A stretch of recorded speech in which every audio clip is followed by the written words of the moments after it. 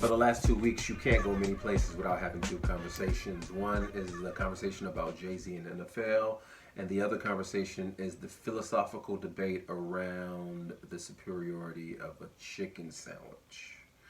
I started protesting the NFL 6 years ago because I just don't have the time to follow multiple sports, and I already follow the real football.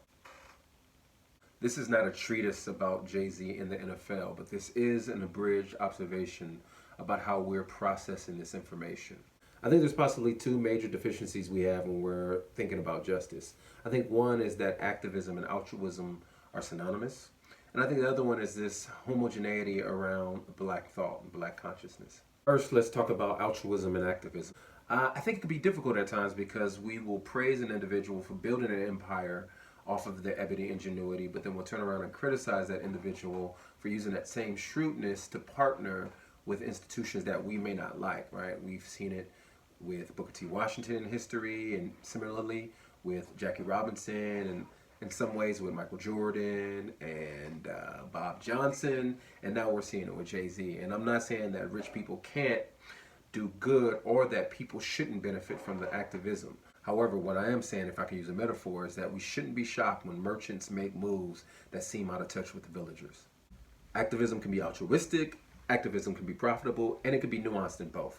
But here's the paradox of fighting for equal opportunity, is that as you do that, it creates the opportunity for people to begin to act in their own selfish interest as they gain access. We may loathe their decisions, but that's the fight for equality, right? And for many people, that's what justice is about. Giving folks access, and if it's not about that, then it's about proselytizing folks into your own social political views. And honestly, that's what we're all trying to do, but we're just ashamed to admit it, right? At the end of the day, people died for my right to vote. They didn't die for my right to only vote Republican or only vote Democrat. Second, let's talk about the homogeneous black thought. Even within this NFL narrative, there's a diversity of black thought. You have players who play and don't protest. You have players who play and do protest, and you have Colin Kaepernick. And every one of these individuals thought about, how will my decision impact myself, my family, and society? And then they made that decision accordingly, right?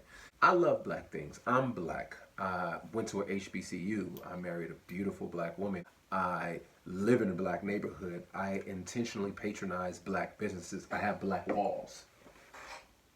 However, with all my love and deep affection for blackness and black things, I do not place myself as an arbiter of what blackness is. The greater obstacle is, how do we begin to collaborate within our diversity? Because oftentimes when we disagree, we just jump to name callings like Toms and Coons and Negropeans and sellouts. And this has plagued black movements throughout history. And I would list a couple of them, but I would just recommend this book, The Crisis of the Negro Intellectual by Harold Cruse. It's an amazing read. I believe we can have great activism and great advocacy, but I also feel we have to cease in assuming that we have this symbiotic consciousness, especially in a day where people champion the maxim, live your truth, right? So if we're truly a diverse people who have different experiences, that means we're going to have a diversity in how we approach activism. I want to close it out with a quote from Harold Cruse. He said, "Once factions begin to fight each other about the implausibility of their position, we're in trouble. This is factionalism. It creates a waste of intellectual resources surrounding a problem. If we could have arrived at the point where we were sophisticated politically, we would know this is no contradiction at all."